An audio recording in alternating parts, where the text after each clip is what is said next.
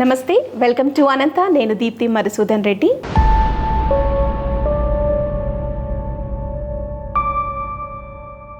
ఈరోజు మనం కాళీమాత ఉపాసకులు శ్రీ భద్రకాళీమాత పీఠాధీశ్వరి శ్రీ శ్రీ శ్రీ సింధు మాతాజీ గారి దగ్గరికి వచ్చాము. అమ్మతో మాట్లాడి మనకున్నటువంటి కొన్ని ధర్మ సందేహాలని నివృత్తి చేసుకునే ప్రయత్నం చేద్దాము. నమస్తే అమ్మ. నమస్తే అమ్మ. బాగున్నారమ్మా? బాగున్నాను అమ్మ. మీరు తంత్రం విద్యని నేర్చుకున్నారని విన్నాను. తాంత్రిక విద్య నేర్చుకున్నప్పుడు అంటే ఎలాంటి శక్తులు వస్తూ ఉంటాయి? ముఖ్యంగా ఏ వయసు నుంచి నేర్చుకోవచ్చు? మీరైతే ఏ వయసులో మొదలు పెట్టారు? ఓం శ్రీ గురుభ్యో నమః. ఓం శ్రీ మాత్రే నమః. అమ్మ, తాంత్రికం అనేది ఏంటంటే పూజ చేయడంలో ఒక పద్ధతి అంతే. తంత్రం, మంత్రం, యంత్రం మూడు కలిపితేనే శక్తి అనేది ఉద్భవిస్తుందన్నమాట. దేవత దగ్గర కూర్చొని మనం కుంకుమ సమర్పించిన, గంధం సమర్పించిన, పుష్పం సమర్పించినా కూడా అది తంత్రం అనే అంటారు. ఓకేనా? అంటే మనం చేసే ఎక్స్టర్నల్ యాక్టివిటీ పూజని తంత్రం అంటారు, చేసే పని.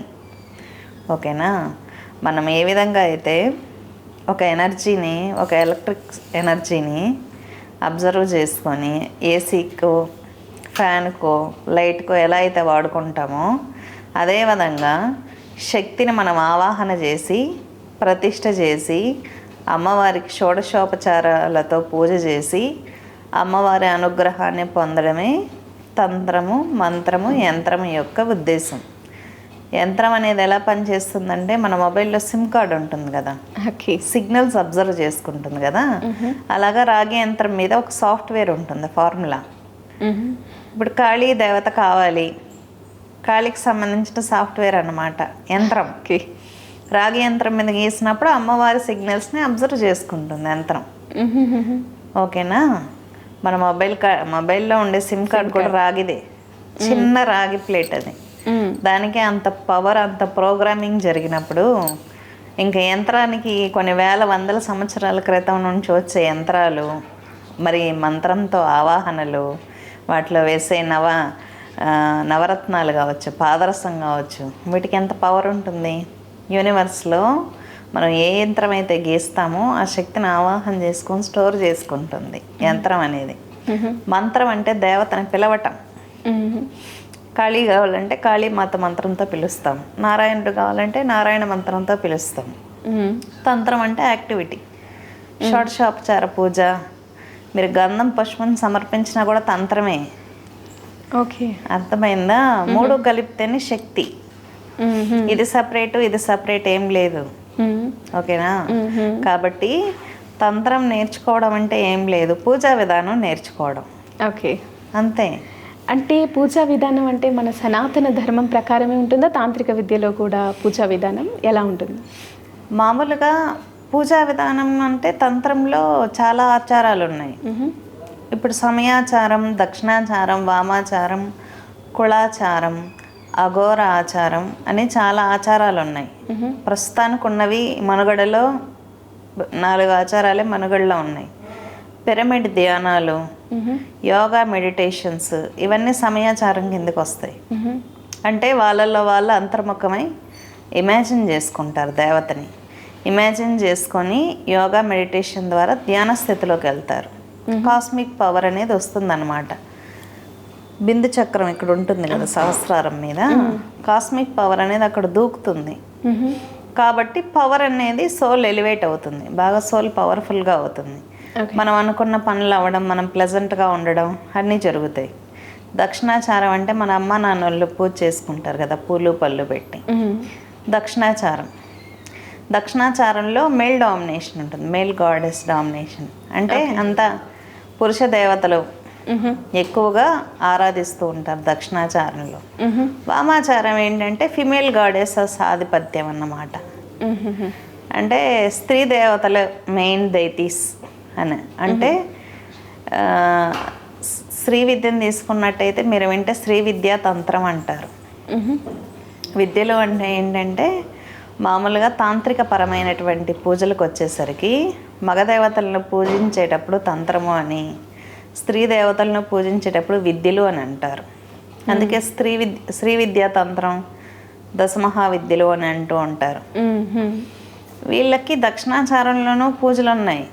ఇప్పుడు భద్రకాళి దక్షిణామ్న్యాయ దేవత, దక్షిణకాళి దక్షిణామ్న్యాయ దేవత. దక్షిణాచారంలో పూలు పళ్ళు పెట్టి పూజ చేసుకోవచ్చు, ఇళ్ళల్లో పెట్టుకోవచ్చు ఈ దేవతల్ని. శ్మశాన కాళి, మహాకాళి, కామకళాకాళి, వేరే వేరే దేవతలు ఉన్నారు. గుహ్యకాళి, వీళ్ళందరినీ ఏంటంటే శ్మశాన దేవతలు అన్నమాట. వామాచార దేవతలు. వామాచారం అంటే ఏం లేదు, ఎడమవైపు శివుడికి ఎడమవైపు ఎవరు ఉంటారు? శక్తి ఉంటుంది, అమ్మవారు. ఓకేనా? వేదం ఏదైతే నిషిద్ధించిందో వామం అది చేయమంటుంది. అంటే వామాచారం అంటే ఏంటి? మనసుకి లిక్విఫైడ్ బాడీ కదా మనుషులది. వీళ్ళకి మాంసం తినాలనిపించవచ్చు, మద్యం తాగాలి అనిపించవచ్చు, ఏవేవో కోరికలు ఉంటాయి. ఆ కోరికలనే మనసుకి ఎరగా వేసి ఒడుపుగా మనస్సుని ఒడిసి పట్టుకొని దాన్ని మన మనస్సుని దైవం వైపు తీసుకెళ్ళడం. చాలామందికి ఏంటంటే అబ్బో పూజల్లో నియమాలు అనుకుందాం, అబ్బో ఇన్ని నియమాలు ఉన్నాయా, అసలు ఆ పూజ చేయకూడదు అనుకుంటారు. ఒకవేళ తక్కువ నియమాలు ఉన్నాయనుకోండి, ఫస్ట్ అతను పూజ చేస్తాడు కదా, పూజ చేసి తర్వాత ఒక్కొక్కటి వదిలించుకుంటూ వస్తాడనమాట. వామాచారం ఏంటంటే అన్నీ వదిలించుకోవడం ఎలాగో నేర్పిస్తుంది. కానీ అది కాలక్రమేణా కొంతమంది క్షుద్ర గురువుల వల్ల ఏమైందంటే వామాచారం అంటే అదేదో స్త్రీలతో ఎంజాయ్ చేయడము, మాంసం తినడము అన్నట్టు అయిపోయింది. కానీ విషయం అది కాదు. మనం ఏదైనా సబ్జెక్ట్ గురించి తీసుకోవాలంటే రెఫరెన్స్ బుక్స్ ఉంటాయి, ప్రామాణికమైనటువంటి గ్రంథాలు. తంత్రాల్లో ఉన్నాయి. తంత్రాలు అందించింది మనకు పరమశివుల వారు. పరమశివుల నుంచి తంత్రం అనేది కృష్ణుడికి వచ్చింది ఒక భాగం దత్తాత్రేయుల వారికి వచ్చింది, ఒక భాగం అమ్మవారికి ఇచ్చారు ఆయన. కాబట్టి వాళ్ళందరూ వామాచారం పాటించిన వాళ్ళే. ఓకే. దక్షిణాచారం వామాచారం రెండూ తెలిసిన వాళ్ళే గురు పదమునకు అర్హులు. ఓకే. కృష్ణుడు కూడా వామాచారాన్ని పాటించారు అంటే ఆయన నేర్చుకున్నారు. కౌళ అనేది ఆయన నేర్చుకున్నారు వాళ్ళు గురువు నుంచి. దూర్వాస మహాముని నుంచి ఆయన కొన్ని కౌళ విద్యలు అభ్యసించినట్లు శాస్త్ర ప్రమాణాలు ఉన్నాయి. అగస్త్యుల వారు వామాచారం పాటించినట్టు శాస్త్ర గ్రంథాల్లో ఉన్నాయి. మనం ఏదన్నా తెలుసుకోవాలి అనుకున్నప్పుడు మనం వెళ్ళి చూడలేం. అప్పుడు గ్రంథాల అధ్యయనం చేయాల్సి ఉంటుంది. గ్రంథాలలో ప్రామాణికమైనటువంటి గ్రంథాల్లో వాళ్ళందరూ అభ్యసించినట్లుంది. ఎందుకంటే వాళ్ళేం సన్యాసులు కాదు. మొట్టమొదట ఉన్నటువంటి సప్తఋషులు సన్యాసులు కాదు, వాళ్ళకి భార్యలు ఉన్నారు. అందరికీ భార్యలు ఉన్నారు. రాజయోగం పాటించారు వాళ్ళు. రాజయోగంలో కులాచారాలు పాటించి ఉన్నారు. అన్ని విద్యలు వాళ్ళకి తెలుసు. వాళ్ళకి ఒక సబ్జెక్ట్ టచ్ చేశారు, ఒక సబ్జెక్ట్ టచ్ చేయలేదు అని ఉండదు. అన్ని సబ్జెక్టులు తెలుసుకుంటారు, ఆచరించి తెలుసుకొని పాటించి తర్వాత తరాలకు అందించి ఉన్నారన్నమాట. ఏదైనా మనం విషయాన్ని తెలుసుకోవాలి అనుకున్నప్పుడు దేవతల గురించి 64 తాంత్రిక గ్రంథాలు ఉన్నాయి. అమ్మవార్ల గురించి శ్రీ విద్యా తంత్రం ఉంది. 64 తంత్రాలు ఉన్నాయి ప్రతి దేవతకి. అమ్మవారి యొక్క 64 శాఖలు అన్నమాట. వాళ్ళని యోగినీలు అంటారు. వీళ్ళని గ్రామ దేవతలు అని కూడా అంటారు. చాలామంది గ్రామ దేవతలకు ఎలా పూజలు చేయాలో తెలియదు. గ్రామ దేవతలకు పూజ చేసే విధానాలు కూడా గ్రంథాలలో ఉన్నాయి, ప్రామాణికమైన గ్రంథాలు ఉన్నాయి. 64 శాక్తేయ తంత్రాలు చెప్పినప్పుడు పరమేశ్వరుడు అమ్మవారు అడుగుతుంది, ఒక్కొక్క పనికి ఒక్కొక్క తంత్రం చెప్పావు కదా స్వామి, అన్ని పనులు అయిపోయే తంత్రం చెప్పు అంటే శ్రీ విద్యా తంత్రాన్ని ఇస్తారు అమ్మవారికి పరమేశ్వరుల వాళ్ళు. ఓకే. అప్పుడు శ్రీ విద్యా తంత్రం అనేది బాగా ప్రాచుర్యంలోకి వచ్చింది. శ్రీ విద్య అనేది 4 ఆచారాలలోనూ చేసుకోవచ్చు. సమయాచారంలో చేసుకోవచ్చు, దక్షిణాచారంలో చేసుకోవచ్చు, వామాచారంలో చేసుకోవచ్చు, కౌళాచారంలో కూడా చేసుకోవచ్చు. ఓకేనా? అమ్మ, మీరు వామాచారం అని అంటున్నారు, బలులు తీసుకుంటారు కొంతమంది అమ్మవార్లు, శక్తి అని అంటున్నారు కదా. నాకు అనుమానం, మనల్ని సృష్టించింది వాళ్ళే, మనకి కష్టం వచ్చినా మనం అడిగేది వాళ్ళనే, సమస్త జీవరాశుల్ని కూడా వాళ్ళు చాలా బాగా చూసుకుంటారు. కానీ అలాంటిది బలులు కోరటం ఏంటి? అమ్మవారు ఎప్పుడు బలి కోరుకోదమ్మా. మనిషి స్వార్థం, తన స్వార్థం కోసం అమ్మవారికి బలిస్తూ ఉంటాడు. ఓకే. అమ్మవారు ఏ రోజైనా బలి కావాలని అడిగింది ఎక్కడన్నా విన్నారా మీరు? లేదు కదా. మనిషి తన స్వార్థం కోసం బలి సమర్పిస్తాడు. ఓకే. అంతే. నేను అంటే మామూలుగా గ్రామాల్లో విన్నాను, కొన్ని ఏళ్ళకు ఒకసారి ఇలా ఒక పండగ చేసి బలిస్తారు, తెల్లవారేసరికి అక్కడ ఒక రక్తపు చుక్క కూడా ఉండదు అని అంటూ ఉంటారు. అమ్మవారే వచ్చి తాగేసింది అనేసి అంటూ ఉంటారు. ఇది వాస్తవమేనా? నిజానికి దేవతలు ఎవరు బలులు స్వీకరించరు. అక్కడ ఏంటంటే భూత ప్రేత పిశాచ గణాలు ఉంటాయి. అంటే అమ్మవారి గణాలు ఉంటాయి అన్నమాట. వాటికి ఏంటంటే కొంతమంది గ్రామాల మీద వశీకరణం లాంటి షట్కర్మలకు సంబంధించినటువంటి ప్రయోగాలు వదిలినప్పుడు అవి తిరిగి వెనక్కి వెళ్ళిపోయేటట్టు చేసేది గ్రామదేవత. అవి తిరిగి వెనక్కి వెళ్ళాలంటే వాటికి ఆహారం సమర్పించాలి కదా. వాళ్ళకు కూడా ఆకలి దప్పకలు ఉంటాయి. భూత ప్రేత పిశాచ గణాలు, యాక్సిడెంట్లో చనిపోయిన ఆత్మలు, వాటికి ఆకలి వేసుద్ది, దప్పికేసుద్ది. ఎవరిని అడుగుతారు? కాళీనే కదా అమ్మవారు. వాటికి అమ్మ కాళీనే, లైకారిని. కాబట్టి వాటి సంతృప్తి కొరకు ఏదైనా ప్రయోగం అనేది రిటర్న్ అవ్వడం కోసం గ్రామదేవత దగ్గర బలి అనేది ఇవ్వడం చేస్తూ ఉంటారు. అదొక ప్రక్రియ. బలినప్పుడు అమ్మవారు స్వీకరించదు. ఇంకొకటి, మనిషి తన స్వార్థం కోసం బలిస్తూ ఉంటాడు. బలి సమర్పించినప్పుడు ఆ టైంలో ఆ పని జరగచ్చు, కానీ బలి ఇచ్చినందుకు ఆ కర్మ అనేది మళ్ళీ అతనే అనుభవించాలి. ఓకే, అంతే కదా. ఒక జీవిని బలిచ్చే రైట్ మనకి ఎలా ఉంటుంది? మనకి సృష్టించే రైట్ లేనప్పుడు బలిచ్చే రైట్ కూడా లేదు. కానీ నువ్వు తీసుకెళ్ళి నీ స్వార్థం కోసం నువ్వు బలిస్తున్నావు. ఆ బలి ఇచ్చినందుకు ఆ కర్మని ఆ తర్వాత అనుభవించాల్సిందే. ఖచ్చితంగా అది ఉంటుంది. ఎలాంటి శిక్షలు ఉంటాయి అలా చేసిన వాళ్ళకి? ఉంటుంది ఆ కర్మ ప్రభావం. అంటే చివరి అంకాన్ని తీసుకున్నట్లయినప్పుడు మనిషి పూర్తిగా అన్నిటికీ కలిపి కదా ఫలితాన్ని అనుభవిస్తాడు. ఒక చర్యకే ఫలితం అనేది ఉండదు. పూర్తిగా అతను చేసుకున్నటువంటి పాపకర్మలకు సంబంధించినటువంటి ఫలితం పూర్తిగా అనుభవించాల్సి ఉంటుంది. అది ఇందాక మీరు అన్నారు కొన్ని ఆత్మలు, ప్రేతాత్మలు వాళ్ళకి బలి ఇస్తారు అని చెప్పేసి అన్నారు కదా. ఎలాంటి వారు అలాంటి ఆత్మలుగా మారుతారు అంటే ఎలా? దేవుడు 100 సంవత్సరాలు ఆయుష్ ఇచ్చాడు అనుకుందాం. వీళ్ళు సూసైడ్స్ చేసుకుంటారు. ఓకే, చిన్న చిన్న విషయాలకి. బాగా ఆయుష్ ఉండి కూడా సూసైడ్స్ చేసుకున్నటువంటి ఆత్మలు, వాళ్ళకి ఆకలి దప్పికలు ఉంటాయి ఖచ్చితంగా. వాళ్ళకి నారాయణ బలి ఉంటుంది, పిండ ప్రదానాలు అవి ఉండదన్నమాట. ఓకే. అటువంటి వ్యక్తులకి ఏంటంటే ఆకలి ఉంటుంది, దప్పికుంటుంది. అందుకే చెప్తూ ఉంటా సూసైడ్స్ చేసుకోకండి అని. చాలామంది ఫోన్ చేస్తుంటారు, అమ్మ మాకు సమస్యలు వచ్చాయి, మేము సూసైడ్ చేసేసుకుంటున్నాము అని. నేను దాదాపు అటువంటి ఒక 20-30 సూసైడ్లు ఆపేశాను ఈ విషయం చెప్పి. ఏం చెప్తారమ్మా మాకు మాట చెప్తే మన ఛానల్ ద్వారా ఆడియన్స్ చాలామంది దేవుడు ఇచ్చిన ఆయుష్ని ఇలాగా సూసైడ్స్ దీంట్లో ఆపేసుకుంటా అంటారు కదా. వీళ్ళకి పుట్టడం తెలియదు, తర్వాత వీళ్ళు ఎలాగా వాళ్ళ ప్రాణాన్ని వాళ్ళు తీసేసుకుంటారు. దేవుడు ఇచ్చినటువంటి శరీరం కదా ఇది, ఇష్టం వచ్చినట్టు వాళ్ళ ప్రాణాలు వాళ్ళు తీసేసుకుంటే ప్రేత యోనిలో జన్మ తీసుకోవాల్సి ఉంటుంది. ఆకలి ఉంటాయి, దప్పికలు ఉంటాయి, మనిషికి ఉన్నట్టే తీర్చుకోలేరు. కాబట్టి అటువంటి వ్యక్తుల్ని క్షుద్రానికి ఉపయోగిస్తూ ఉంటారు. అంటే వీళ్ళు ఇష్టం వచ్చినట్టు వీళ్ళు సూసైడ్ చేసుకుంటే రేపు వేరే క్షుద్ర మంత్రగాడి చేతిలో వీళ్ళు ఒక ఆయుధం లాగా అయిపోతారు. వాడు చెప్పిన పనల్లా చేయాల్సింది, ఎందుకంటే వాడు ఆహారం పెడతాడు కదా. ఓకే, ఎందుకు ఆ జీవితం బానిస జీవితం. ఓకే, కాబట్టి సూసైడ్స్ చేసుకోకండి. దేవుడు ఎంతవరకు ఆయుష్ ఇచ్చాడో అంతవరకు గడపాలి. లేదంటే ఇష్టం వచ్చినట్టు సూసైడ్ చేసుకుంటే ఇంకా సమస్యలు పెరుగుతాయి.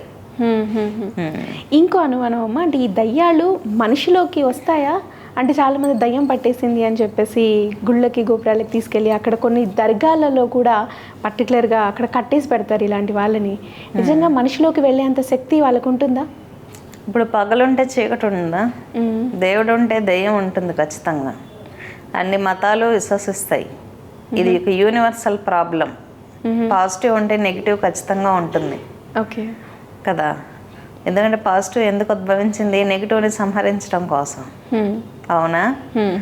అన్ని మతాల్లో. ఎందుకంటే ఎప్పుడో ఎవరో ఈ విషయాన్ని అనుభవించి వదిలేశారనుకోండి, ఈరోజు ఈ క్వశ్చన్ రైజ్ అయి ఉండదు. ఎందుకంటే ఈ రోజుకి కూడా నెగిటివ్ ఎనర్జీస్ వల్ల బాధలు పడే వాళ్ళు లక్షల్లో ఉన్నారు. మీరు చూస్తూ ఉంటారు నా వీడియోస్ కొన్ని నేను నెగిటివ్ ఎనర్జీస్ క్లియర్ చేసినవి. నేను ఎప్పుడు మంత్రము తంత్రము ఏది వాడను.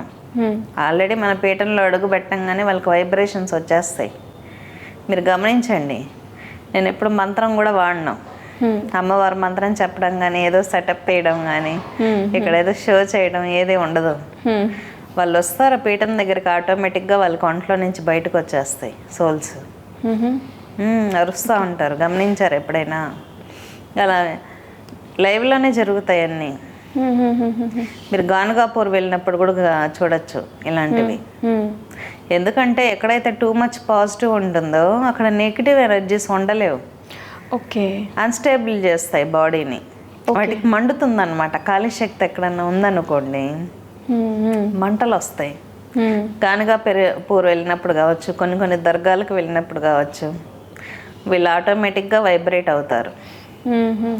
ఎందుకంటే ఈ రోజుకి కూడా అలాంటి వాళ్ళు చాలామంది ఫేస్ చేస్తున్నారు కాబట్టి మనం ఈరోజు ఈ క్వశ్చన్ గురించి మాట్లాడుకుంటున్నాం. ఫారినర్స్ కూడా చాలామంది సఫర్ అవుతున్న వాళ్ళు ఉన్నారు. మాకు కాల్స్ వస్తూ ఉంటాయి అదర్ కంట్రీస్ నుంచి కూడా. మాకు అలా అనిపించింది, ఇలా అనిపించింది, సడన్గా బ్రీతింగ్ నైట్ టైమ్స్ గొంతు పట్టేసినట్టు అనిపించింది చెప్తూ ఉంటారు. మన హిందూ ధర్మానికి సంబంధించినటువంటి మంత్రాలు ఇస్తే వాళ్ళు జపం చేస్తారు ఫారినర్స్. అవును, ఈ మధ్య కాలంలో మనకన్నా వాళ్ళే ఎక్కువ, వాళ్ళు బాగా చేస్తారు జపాలు. నేను ఒక ఫారినర్కి మంత్రం ఇచ్చినప్పుడు ఆ అమ్మాయి కాళీ రూపాన్ని నాకు ఇలా నైట్ కనిపించిందని వర్ణించింది. అంత గొప్ప దర్శనాలు వచ్చాయి. వాళ్ళకి తెలియదు కదా అంత క్లారిటీగా కాళీ రూపం ఎలా ఉంటుందో. మొండమాల వేసుకొని ఇలా కలర్లో కనిపించింది అని చెప్పింది అనమాట అమ్మాయి. వాళ్ళు మన జపాలు ఇస్తే చాలా జాగ్రత్తగా చేసుకుంటారు.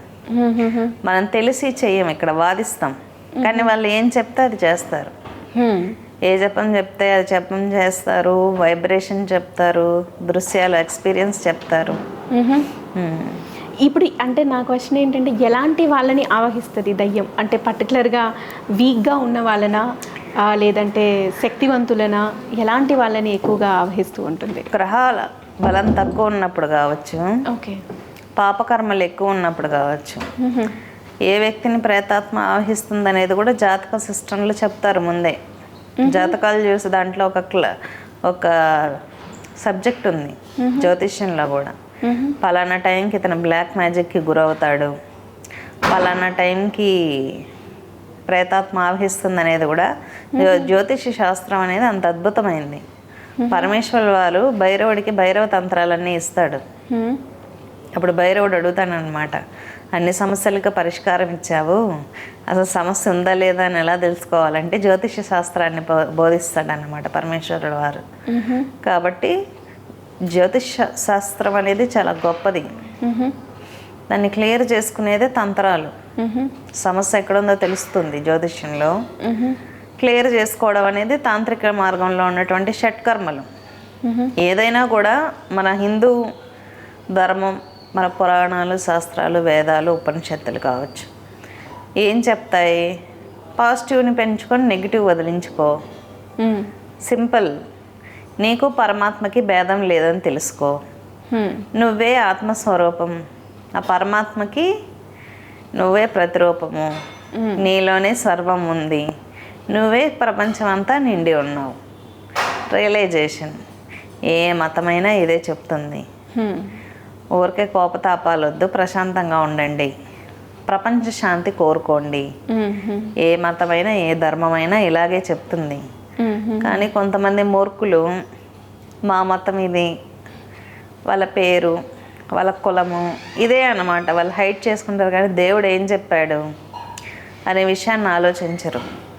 ఏ సెయింట్ కావచ్చు, ఏ గురువైనా, ఏ మతమైనా, ఏ దేవుడైనా ఒకటే చెప్తారు, నువ్వు ప్రశాంతంగా ఉండి ఎదుటి వ్యక్తిని ప్రశాంతంగా ఉంచు, ప్రకృతికి హాని కలిగించకు. ఎందుకంటే ప్రకృతి స్వరూపమే అమ్మవారు.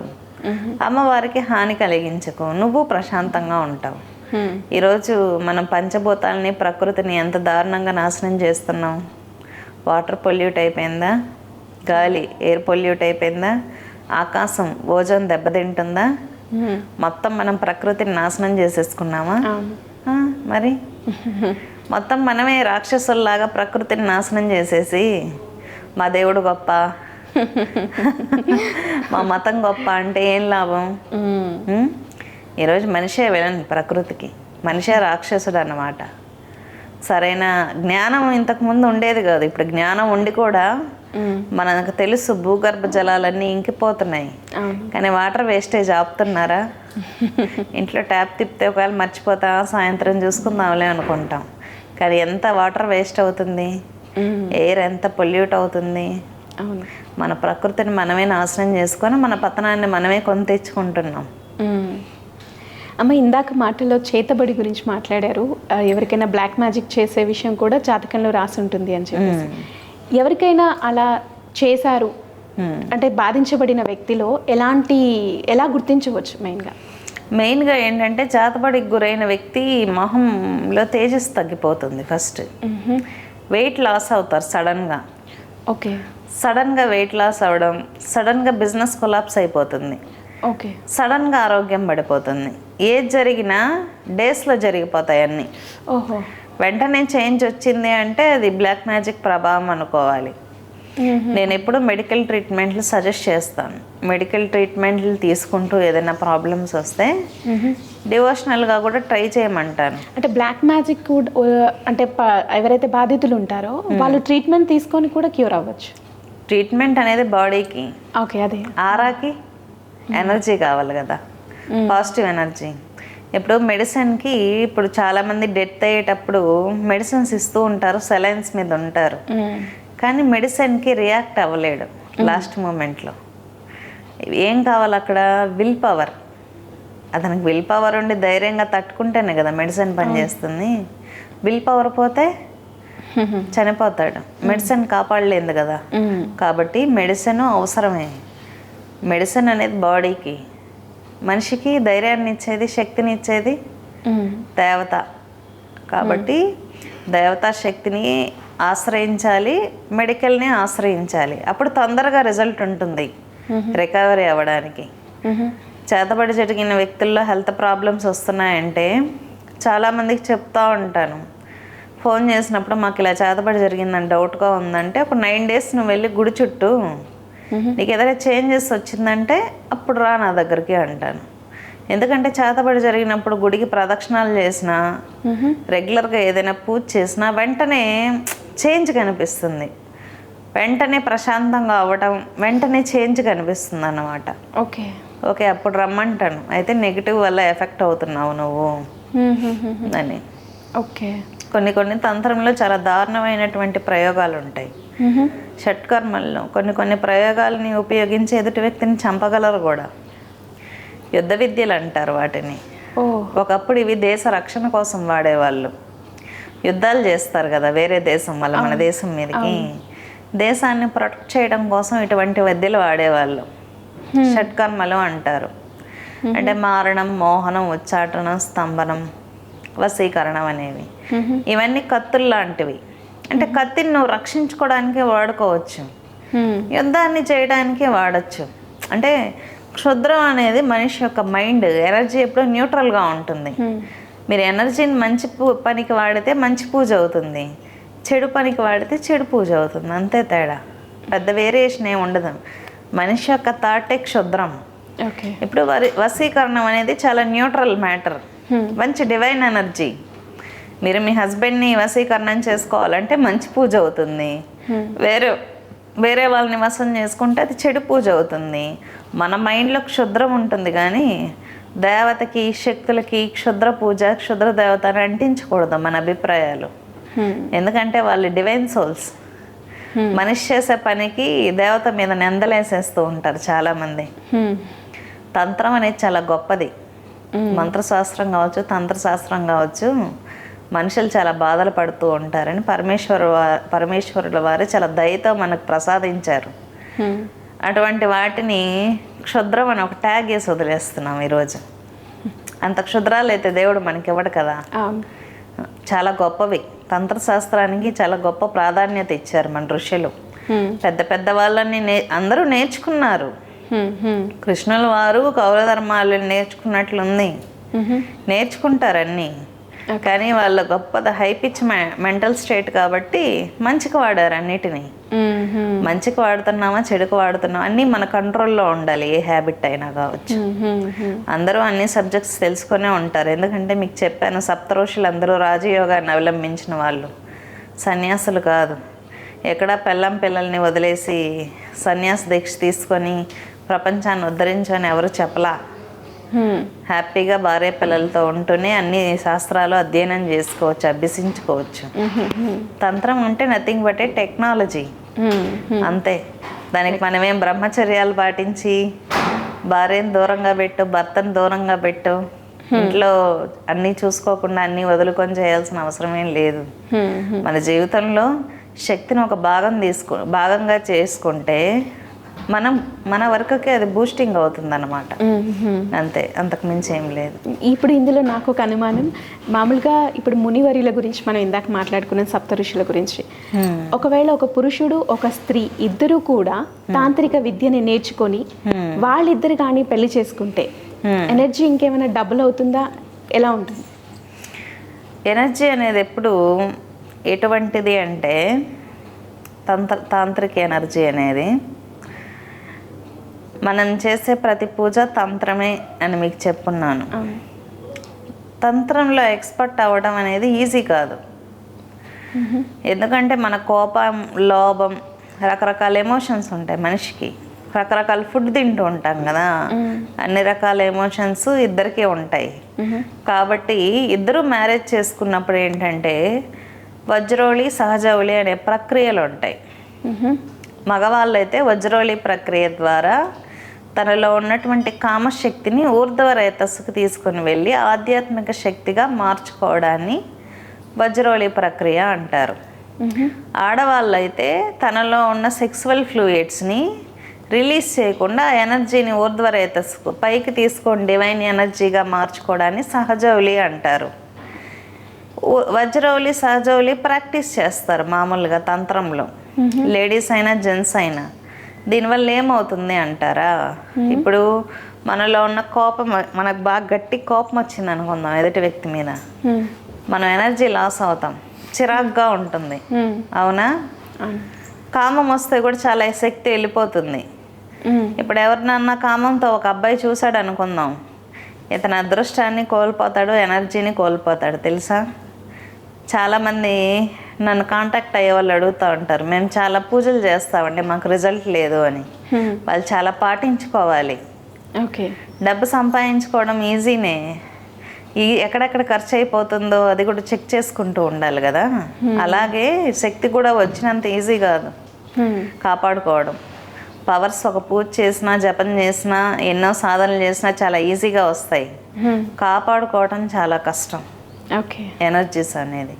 కాబట్టి ఏ మగవాడైతే కామాన్ని అదుపులో పెట్టుకొని ఉంటాడో కోపాన్ని అదుపులో పెట్టుకోవాలి. లోభం, ఈర్ష్య, చాలామంది పక్కింటి వాళ్ళు బాగుపడిపోతున్నాడు, ఎదురింటి వాళ్ళు బాగుపడిపోతున్నాడు అని కుసించిపోతూ ఉంటారు అనమాట. అటువంటి వాళ్ళకు కూడా శక్తి ఉండదు. మేము దక్షిణాచారంలో బాగా పూజలు చేసుకుంటున్నామండి, మా ఆచారం చాలా గొప్పదే అనుకొని వాడు బాగుపడిపోతున్నాడు, వీడు బాగుంటున్నాడు, అది కొనేసుకున్నాడు, ఇది కొనేసుకున్నాడు అని ఆలోచించుకుంటూ ఉన్నాం అనుకోండి, ఫస్ట్ మనం చేసుకున్న పూజా ఫలం వెళ్ళిపోతుంది. పాపం తెలుసా ఎదుటి వ్యక్తిని చూసి ఈర్ష్యపడటం అనేది. డివైన్ ఎనర్జీస్ చాలా సెన్సిటివ్గా ఉంటాయి. సెన్సిటివ్గా ఉన్న ఎనర్జీస్ మన ఒంట్లో ఉన్నప్పుడు మనం పక్కన వాళ్ళని కామంతో చూసినా వెళ్ళిపోతాయి, వాళ్ళ గురించి కుళ్ళుకున్నా వెళ్ళిపోతాయి. కాబట్టి శక్తి, వీళ్ళు చేసే చిన్న చిన్న పూజలు, వీళ్ళు చేసే యాక్టివిటీలు ఎన్ని ఉంటాయి, ఇంకా రిజల్ట్ ఎక్కడొచ్చుద్ది? మేము రోజు అసలు వారానికి ఒకసారి చుట్టేస్తామండి గుళ్ళు, లక్షలు పెట్టి యజ్ఞాలు చేసేసుకున్నాము, మేము గుడని తిరగని గుడే లేదు అని చెప్తూ ఉంటారు. మరి ఇవన్నీ కూడా చూసుకోవాలి కదా. చాలా ప్లెజెంట్గా ప్రశాంతంగా ఎవరైతే ఉంటారో మంచిగా పవిత్రమైన భావనలు ఉండాలి మనసులో, నటించడాలు కాదు. చాలామంది చాలా ఎక్కువగా నటించేస్తూ ఉంటారు, సమాజానికి ఏదో మంచి చేసేస్తున్నట్టు. వీళ్ళు ఏదో పైకి యాక్ట్ చేస్తూ ఉంటారు. పైకి యాక్ట్ చేసే వాళ్ళ దగ్గర అమ్మవారు ఉండదు, బాగా గుర్తుపెట్టుకోండి, మనసులో ఉండాలి.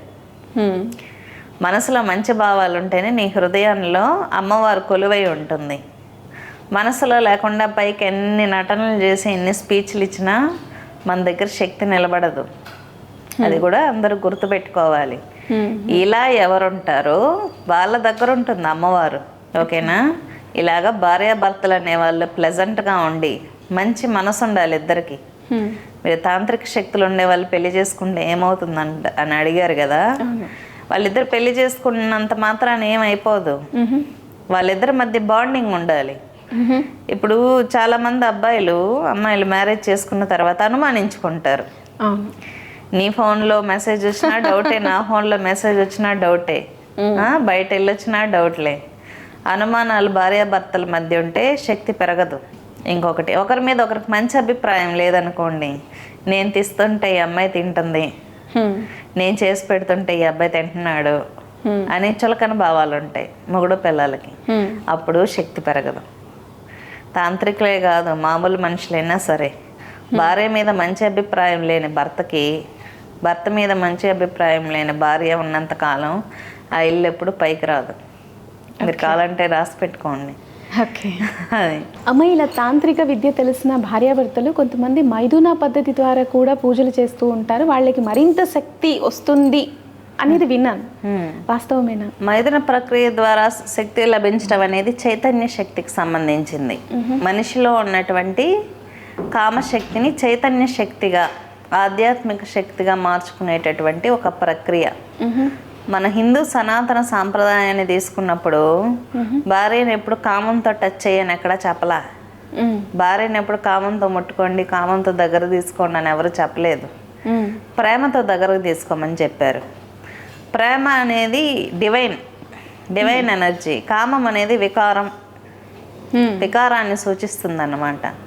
ఈ మధ్య ఎక్కువ మగవాళ్ళు కామంతో చూస్తున్నారు కాబట్టి సాటిస్ఫై అవ్వట్లే. ఇంకొక అమ్మాయి కావాలి, ఇంకొక అమ్మాయి కావాలి, ఇంకొక అమ్మాయి, బెటర్ అని వీళ్ళు మార్చుకుంటూ వెళ్ళిపోతున్నారు. అదే ప్రేమతో చూశాడు అనుకోండి అమ్మాయిని, భార్యని, ఆప్షన్ వేరే తీసుకోడు. అర్థమైందా? కాబట్టి ఇక్కడ ప్రేమ లోపించింది భార్యాభర్తల్లో. ప్రేమ లేకపోవటం వల్ల వేరే ఆప్షన్కి వెళ్ళిపోతున్నారు అన్నమాట. ఎప్పుడు భార్యని ప్రేమగానే చూడాలి. పవిత్రమైన ప్రేమ. నిజంగా ప్రేమించిన వాడు ఒక అమ్మాయిని తప్ప ఇంకొక అమ్మాయిని చూడలేడు, వేరే అమ్మాయిని అలా ఊహించుకోలేడు అన్నమాట. ఇప్పుడు పబ్లిక్కి ప్రేమ అనే అసలైన మీనింగ్ తెలియట్లేదు కాబట్టి వాళ్ళు ఇంకా బెటర్గా, అందంగా ఎవరు అమ్మాయి ఉంది, ఇంకా బెటర్గా ఆస్తులున్న అబ్బాయి ఎవరున్నారు అని చెప్పి వీళ్ళు డైవర్ట్ అయిపోతున్నారు, అమ్మాయిలు అబ్బాయిలు. మైథున ప్రక్రియ ద్వారా శక్తిని పెంపొందించుకోవడం అనేది ఋషులు రాజయోగానికి సంబంధించింది. మన సప్తఋషుల కాలం నుంచి ఈ ప్రక్రియ అనేది ఉంది. చైతన్య శక్తిగా మార్చుకోవటం అనేటువంటి ప్రక్రియ. పంచమకారాల్లో అన్నిటికీ ఆప్షన్స్ ఉన్నాయి. కొంతమంది మద్యం పెడతారు అమ్మవారికి, కొంతమంది పులిసిన మజ్జిగ పెడతారు, మద్యంతో సమానం అది. కొంతమంది నిమ్మరసంలో అల్లం మొక్కలు వేసి పెడతారు.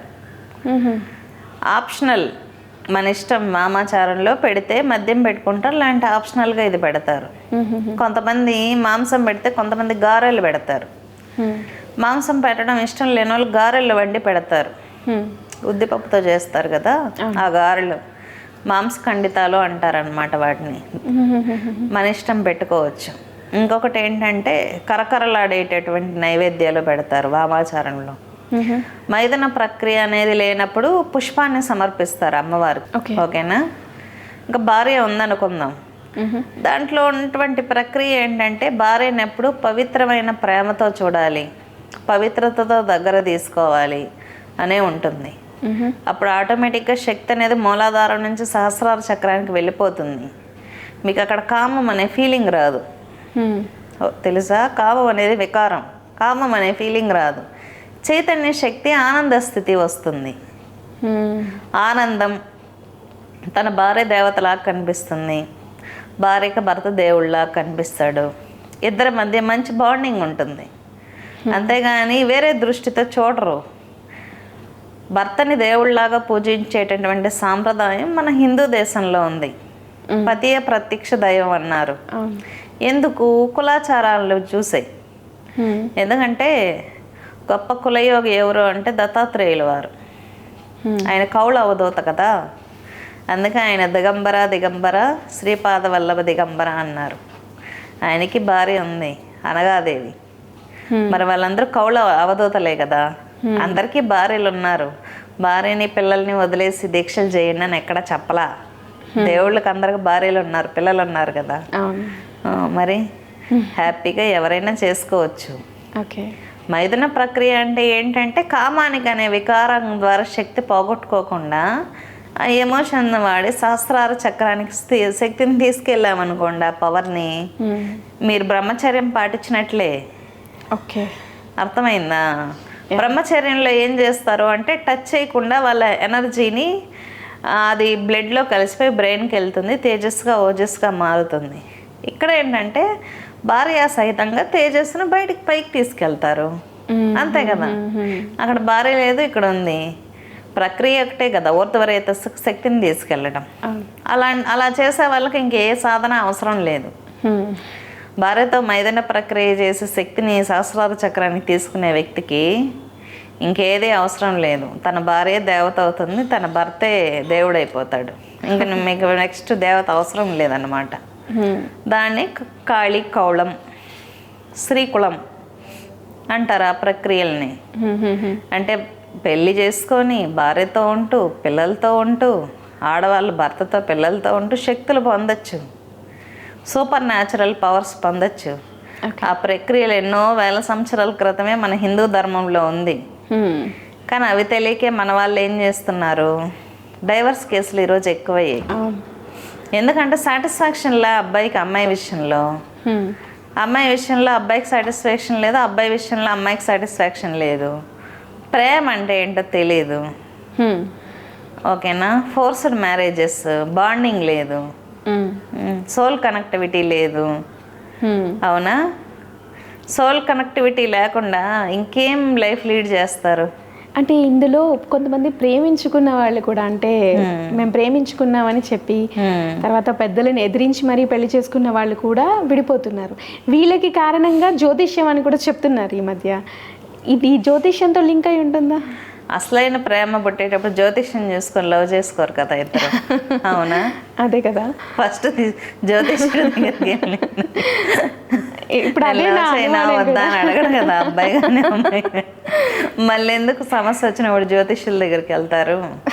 సమస్య అంతా వీళ్ళ దగ్గరే ఉంటుంది, వీళ్ళ మానసిక స్థితే. పాజిటివ్ ఎనర్జీ లేదనుకోండి, ఇప్పుడున్న వాతావరణంలో నెగిటివ్ ఎన్విరాన్మెంట్ ఎక్కువ. బయట ఎన్విరాన్మెంట్ ఏమంత మెంటల్ పీస్గా ఉండదు. రకరకాల మెంటాలిటీస్, మెంటల్ ప్రెజల్స్, వర్చువల్ వరల్డ్కి అలవాటు పడిపోవటం. ఎవరికి పూజలు చేసే అలవాటు లేదు, టైం లేదంటారు అడిగితే. ఇంత టైం లేని ప్రపంచంలో పూజ చేయకుండా శక్తిని పెంచుకునే కార్యక్రమాలు ఏవి చేసుకోకుండా ప్రేమిస్తే డైవర్స్ అవుతాయి. ఇప్పుడు ముస్లిమ్స్ ఉన్నారు, రోజుకి 5 సార్లు నమాజ్ చేసుకుంటారు హ్యాపీగా. సండే అయితే క్రిస్టియన్స్ వెళ్తారు. మన హిందువులు ఎన్నిసార్లు వెళ్తున్నారు గుడ్లకి? వాళ్ళు పాజిటివ్ ఎనర్జీ పెంచుకుంటున్నారు కదా ఏదో ఒక రకంగా దేవుడిని ప్రార్థించుకొని. మరి మన వాళ్ళు ఎప్పుడు వెళ్తున్నారు? రోజుకి ఎన్నిసార్లు పూజలు చేస్తున్నారు? వెళ్ళట్లేదు కదా, మ్యాక్సిమం వెళ్ళట్లేదు. అందరినీ అనట్లేదు కానీ 5% రెగ్యులర్గా పూజలు చేసేవాళ్ళు. దేవుడికి చిన్నపిల్లాడిని వయసు అమ్మాయిని వెళ్ళి దీపం పెట్టమ్మా కొంచెం జపం చేసుకుంటే ఇదేదో ముసలోళ్ళు చేసుకునేది, నాకు సంబంధించింది కాదు అనేటట్టున్నారు ఇప్పుడు జనరేషన్. మనం ఉన్న ఫీల్డ్లలో చాలా హైయెస్ట్ స్టేజ్కి వెళ్ళాలి అనుకోండి, పాజిటివ్ ఎనర్జీ కావాలి. పాజిటివ్ ఎనర్జీ ఎవరిస్తారు? అమ్మవారు ఇస్తుంది. కానీ ఎంతమంది అమ్మవారికి దీపం పెట్టడము, ధూపం వేసుకోవడము, కనీసం వాళ్ళ షాపుల్లోనూ ఇంట్లోనూ బిజినెస్ ఏరియాస్లోనూ మంచి పాజిటివ్ ఎనర్జీ ఉండాలని ఎంతమంది ప్రయత్నిస్తున్నారు? ఎవరు ట్రై చేయట్లా. మరి ఇంకా గొడవలు కాకుండా ఏమవుతాయి? ఇంట్లో గొడవలు ఉంటాయి ఖచ్చితంగా, ఎందుకంటే ఇంట్లో పూజ ఉండదు. ఇంట్లో ఉండి ఒక నెగిటివ్ ఎన్విరాన్మెంట్ ఉంటాయా?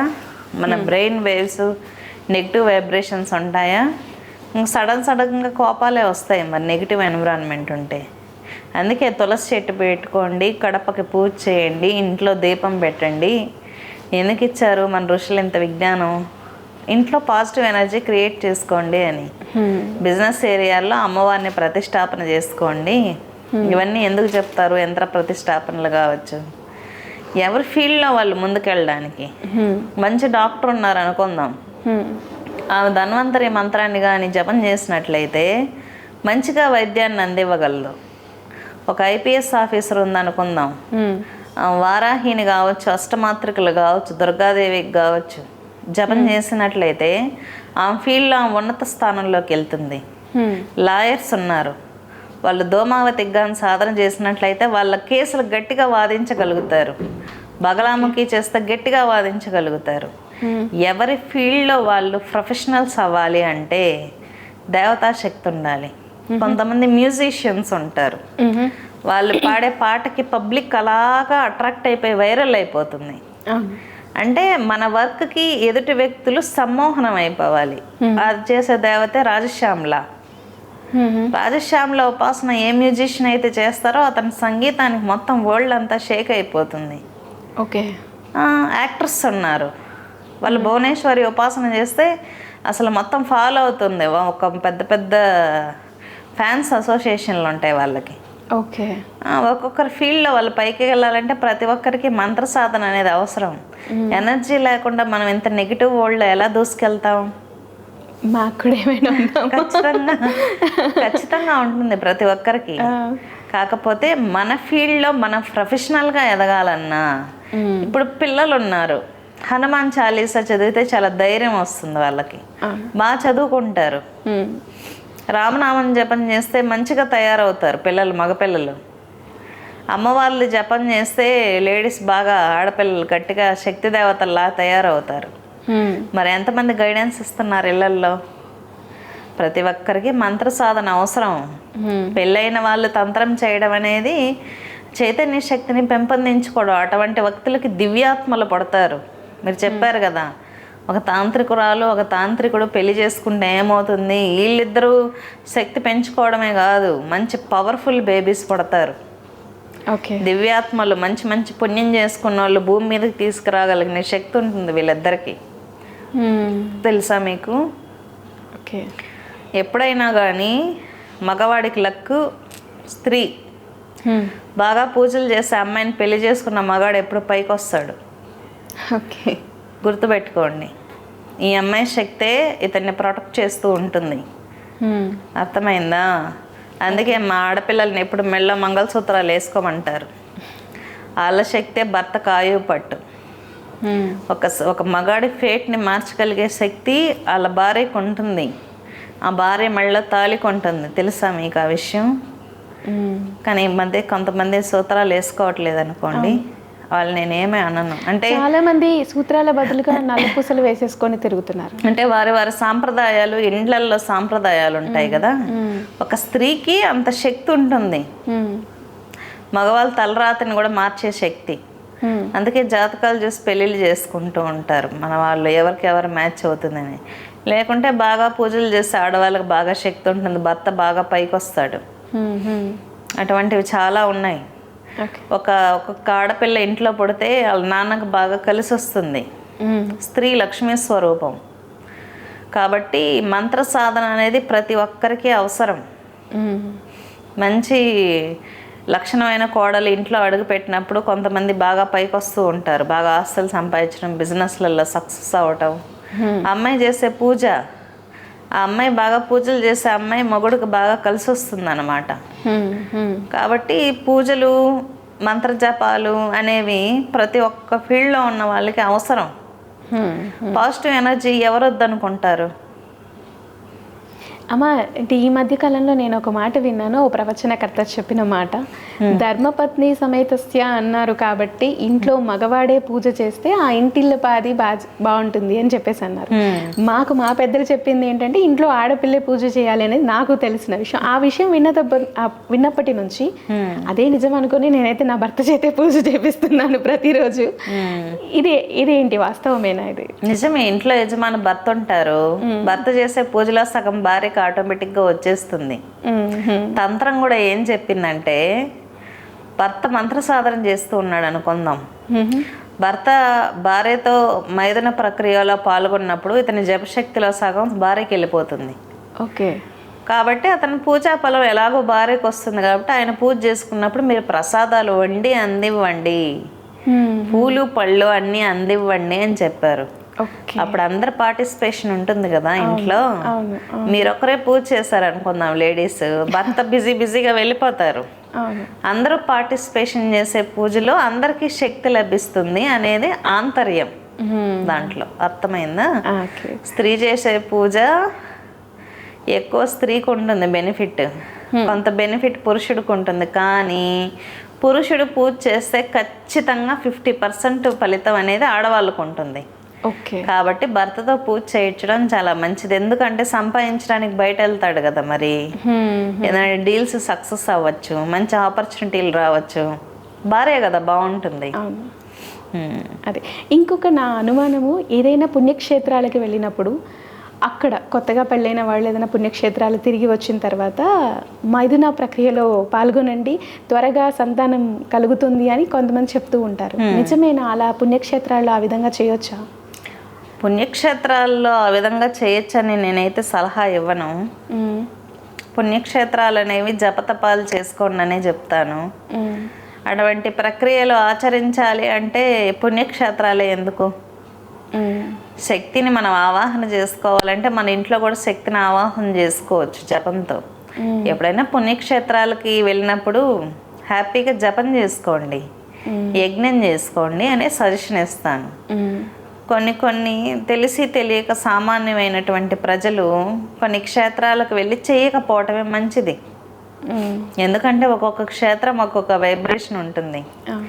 దక్షిణామ్నాయ క్షేత్రాలు, విష్ణు క్షేత్రాలని చాలా పవిత్రంగా ఉంటాయి. అక్కడికి వెళ్ళిన వాళ్ళు కీర్తనలు ఆలపించడమో, యజ్ఞం నిర్వహించుకోవడమో, దర్శనం చేసుకోవడమో, దానివల్ల శక్తి ఆల్రెడీ నిండుతుంది. కానీ అక్కడే ఆ ప్రక్రియ చేయాల్సిన అవసరం ఏముంది? ఎందుకంటే ఉన్నత స్థితి ఉండాలి. మైథున ప్రక్రియలో పవర్స్ వచ్చేదేమి అందరికీ వచ్చేవి. అది చాలా చాలా కష్టమైనటువంటి ప్రక్రియ. శరీరం మీద ఎమోషన్ లేకుండా మైథున ప్రక్రియ ఆచరించడం ఎంతమందికి అవుతుంది? అదేమంత ఈజీ కాదు. ఎటువంటి ఎమోషన్ లేకుండా భార్యతో ఉండడం అనేది అదే చిన్న ప్రక్రియ. అందరికీ ఆ స్థాయి ఉండదు. కాబట్టి పుణ్యక్షేత్రాలకు వెళ్ళినప్పుడు పవిత్రంగానే యజ్ఞం చేసుకోండి, జపాలు చేసుకోండి. మైథున ప్రక్రియ అందరూ అనుకున్నంత ఈజీ కాదు, అందరూ చేయలేరు, ఆచరించలేరు. కాబట్టి నేనైతే హ్యాపీగా జపం చేసుకోండి అంట. ఇంకా విష్ణు ఆలయాలకు వెళ్ళినప్పుడు కీర్తనలు ఆలపించండి, ఆయనకి చాలా ఇష్టం పాడితే. నేను ఎప్పుడైనా అష్టాక్షరి మంత్ర జపం చేసుకునేటప్పుడు స్వామివారు స్వప్న దర్శనం ఇస్తే కీర్తనలు ఆలపించు అని చెప్తారు. అది ఆయనకి చాలా ఇష్టం అన్నట్టు చెప్తారు. నా అనుభవం ఇది పర్సనల్గా. నేను కీర్తనలు ఆలపించను, కానీ ఆయన చెప్తారు అష్టాక్షరి జపం చేస్తున్నప్పుడు నువ్వు పాట పాడు, కూర్చొని నన్ను స్తుతించు అంటాడు.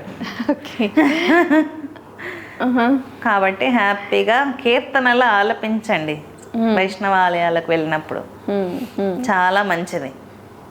ఓకే అమ్మ, ఈ మధ్యకాలంలో మనకి ఇరు తెలుగు రాష్ట్రాల్లో అఘోరీ మాత అని ఒక ఆవిడ కనిపిస్తున్నారు. నేను విన్న ప్రకారం అఘోరీ మాతలు, నాగసాధువులు ఎవరైతే స్త్రీలు ఉంటారో వాళ్ళు కవచం కట్టుకొని ఉంటారు, వాళ్ళు పూర్తిగా అడవుల్లో ఎక్కడో గుహల్లో ఉంటారు అనేది నేను విన్నాను. కానీ ఈవిడ చూస్తుంటే మాత్రం నేను విన్నదానికి పూర్తి భిన్నంగా ఉంది. ఇలా కూడా ఉంటారా? నిజంగా ఆవిడ అఘోరీ మాతేనా అనే ఒక అనుమానం కూడా చాలా మందిలో వ్యక్తమవుతుంది. మీరు కూడా వినే ఉంటారు, చూసే ఉంటారు, ఒకవేళ వీడియోస్ ఏవైనా. అసలు ఏంటి? మనమమ్మ don't judge book by its cover అనే ఒక సామెతను తీసుకున్నట్లయితే, నేను ఎవరి గురించి అయినా చెప్పాలి అనుకుంటే నేను చూసినప్పుడు వాళ్ళ దగ్గర ఉన్న వైబ్రేషన్ని బట్టి చెప్పగలను. ఓకే, మనం వీడియోస్ చూసి ఎదుటి వ్యక్తి యొక్క శక్తిని మనం అంచనా వేయకూడదు, అది తప్పు. ఇంకొకటి అయితే అఘోరీలకు ఉండాల్సినటువంటి లక్షణాలు అయితే నాకు తెలుసు కొంత గురువుల ద్వారా. అఘోరీలు చేతిలో కపాలాలు ఎందుకు పెట్టుకుంటారు అనే విషయం మీద నాకు ఒక ఐడియా ఉంది. ఓ మనిషి చనిపోయినప్పుడు పెళ్లి కాకముందు చనిపోతే వాళ్ళకి చాలా కర్మలు ఉంటాయి కదా, వాళ్ళని సమాధి చేస్తారు. అటువంటి వాళ్ళ సమాధులు తీసుకొని కపాలాన్ని తీసుకొని వీళ్ళు భోజన పాత్ర కింద చేసుకుంటారంట. ఓకే. అంటే చాలా కర్మలు ఉంటాయి కదా, అటువంటి వారి కపాలాన్ని తీసుకొని భోజనం పాత్ర చేసుకోవటం, దాంట్లో భుజించడం, దాంట్లో మద్యాన్ని స్వీకరించడం, దాంతో శివుడికి అభిషేకాలు చేయడం ద్వారా ఆ కపాలానికి మోక్షం వస్తుంది. ఓకేనా? అఘోరి అనేవాడు ఈ చనిపోయిన వ్యక్తికి ఇండైరెక్ట్గా హెల్ప్ చేస్తున్నాడు. అర్థమైందా? ఎందుకు? ఇతను మోక్షానికి వెళ్ళడానికి. ఎంతో పాపకర్మలు ఉంటేనే కదా అతను చిన్న వయసులో చనిపోతాడు. అతని పాపాలన్నీ తీసేయడానికి అతని కపాలాన్ని వాడుకుంటారు. అదే పెళ్ళయ్యాక చనిపోయిన వ్యక్తుల యొక్క భస్మాన్ని పూసుకుంటూ ఉంటారు శరీరం అంతా. అలా ఎందుకు చేస్తారు అంటే చనిపోయిన వ్యక్తి యొక్క కర్మను తగ్గించడానికి. చనిపోయిన వ్యక్తులకు చాలా పాపాలు ఉంటాయి కదా, ఆ భస్మాన్ని తీసుకొని పూసుకొని జపం చేస్తే నీ యొక్క జపశక్తి వాడికి కూడా వెళ్తుంది, ఆత్మకు కూడా. అప్పుడు ఆడ ఆత్మ ఉన్నత స్థితికి వెళ్తుంది, దానివల్ల నువ్వు పుణ్యం చేసుకున్నవాడు అవుతావు అని చెప్పి అఘోరాచారంలో శివుడే చెప్పినట్లుంది. దీని ద్వారా నువ్వు ఇలా జపం చేయడం ద్వారా నువ్వు ఏకంగా నన్నే పొందుతావు అని. కాబట్టి చనిపోయిన వ్యక్తుల యొక్క భస్మాన్ని పెళ్ళయ్యాక చనిపోయి ఉంటారు కదా, శరీరం అంతా పూసుకొని అఘోరీలు జపం చేస్తారు. అంటే వాళ్ళ ఆత్మ ఉన్నత స్థితికి వెళ్తుంది కదా వీళ్ళు జపాల ద్వారా. అప్పుడు శివుడు సంతోషిస్తాడు, ఆత్మలకి హెల్ప్ చేసావు కదా అని చెప్పి శివుడిని హ్యాపీ చేసుకోవడానికి, ఇంప్రెస్ చేసుకోవడానికి అఘోరీలు చేస్తూ ఉంటారు. ఈ రెండు ప్రక్రియలు. ఇంకొకటి ఏంటి, కొంతమంది గంజాత సేవిస్తూ ఉంటారు అఘోరీలు. ఎందుకంటే వాళ్ళు నార్మల్ ప్రజలకంతా విరుద్ధంగా ఉంటారు, అఘోర ఆచారాలన్నీ వేరుగా ఉంటాయి. మద్యాన్ని సేవిస్తూ ఉంటారు. వాళ్ళ గురువులు ఫస్ట్ స్టేజ్ అఘోర దీక్షలు ఇచ్చేటప్పుడే కొద్ది రోజులు, 5 రోజులు అంటే 5 రోజులు, 10 రోజులు అంటే 10 రోజులు వాళ్ళని సేవించమని చెప్తారు. ఏ రోజు ఆపేయాలి అంటే ఆ రోజు వాళ్ళు ఆపేయాలి. ఎందుకంటే శరీరానికి అలవాటు లేని ద్రవ్యాన్ని వీళ్ళు అలవాటు చేయించి దాని మీద ఎలా కంట్రోల్ తెచ్చుకోవాలో నేర్పిస్తారు గురువులు. వాళ్ళ ఆచారాలు డిఫరెంట్గా ఉంటాయి. మనిషి అన్నిటి మీద కంట్రోల్ తెచ్చుకోవడం ఎలా అనేది. సభ్య సమాజానికి ఇవన్నీ ఎలా ఉంటాయి, అయ్యో వీళ్ళు ఎక్కడెక్కడో కపాలాలు తీసుకొని దాంట్లో భోజనాలు చేసేస్తున్నారు అని అనుకుంటూ ఉంటారు. బూడిద చనిపోయిన భస్మం పోసుకుంటారు అని అనుకుంటారు నార్మల్ పబ్లిక్. కానీ దాంట్లో ఇంటర్నల్ విషయం ఏంటి, ఇంటర్నల్గా ఉండేది చాలా గొప్ప విషయం కదా, విముక్తి. ఇంకొకటి ఏంటంటే శవాల్ని పీక్కు తింటారు అఘోరీస్. ఎందుకు తింటారు అంటే ఒక అఘోరీకి భిక్ష లభించలేదు అనుకుందాం, అతను బాగా ఆకలిగా ఉంది, వాళ్ళకి లిమిట్ ఉంటుంది, పలానా 4 గిళ్ళ దగ్గర 5 గిళ్ళ దగ్గరే భిక్ష స్వీకరించాలి. స్టోరేజ్ ఫుడ్ తీసుకొని స్టోర్ చేసుకోకూడదు. వాళ్ళ దీక్షలలో వండిన అన్నం మాత్రమే స్వీకరించాలి. 5 ఇళ్ళ దగ్గర 6 ఇళ్ళ దగ్గర మాత్రమే అడగాలి. వాళ్ళ గురువాక్యం ఉంటుంది, వాళ్ళ గురువు ఎలా ప్రాక్టీస్ ఇస్తే వీళ్ళు అలాగే చేయాలి. ఒకవేళ 5 ఇళ్ళల్లో పెట్టలేదు, అప్పుడు ఏం చేస్తారంటే బాగా ఆకలిగా ఉందనుకుందాం, ఈ ఆకలి బాధ తగ్గించుకోవడం కోసం ఆ శవాలు కాలుతున్నప్పుడు దాంట్లో తీసుకొని తిని వీళ్ళ కడుపులో ఉన్నటువంటి ఆకలి బాధని తగ్గించుకోమని చెప్తుంది అఘోర ఆచారం. అంతేగాని ఇష్టం వచ్చినట్టు శవాలు తీసుకొని తిను అని చెప్పదు.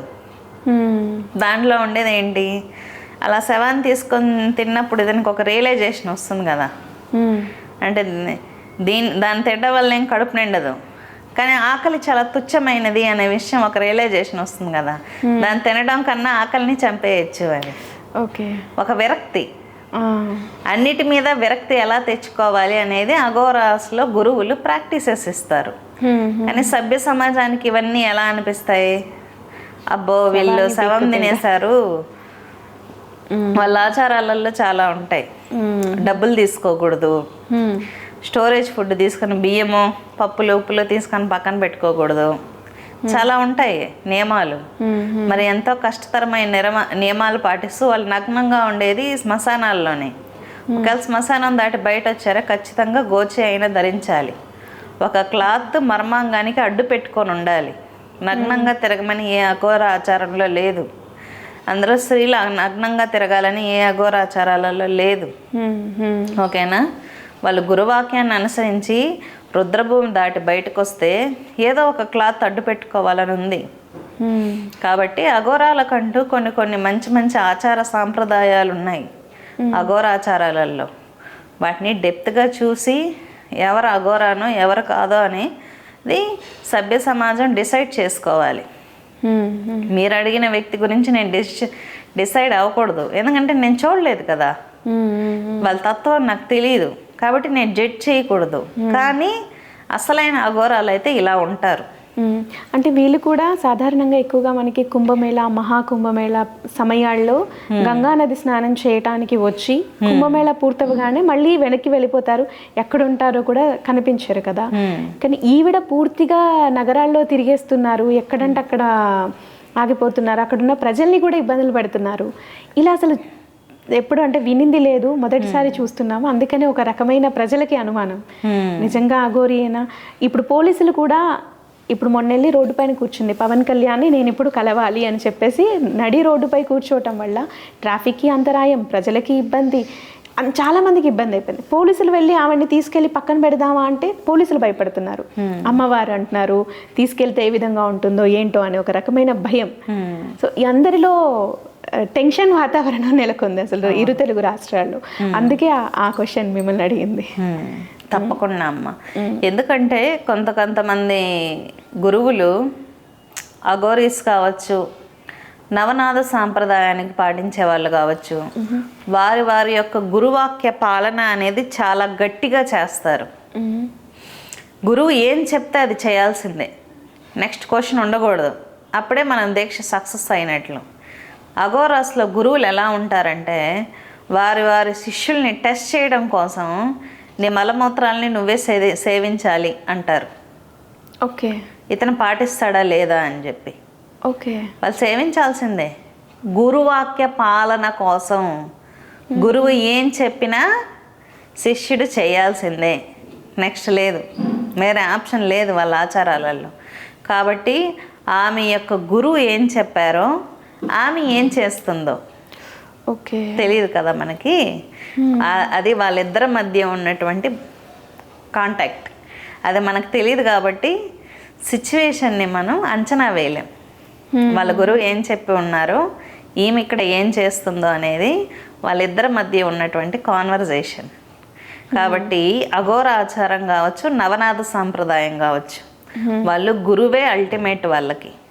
కాబట్టి వాళ్ళ గురువులు ఏం చెప్తే శిష్యులు అలా ఫాలో అవుతూ ఉంటారు.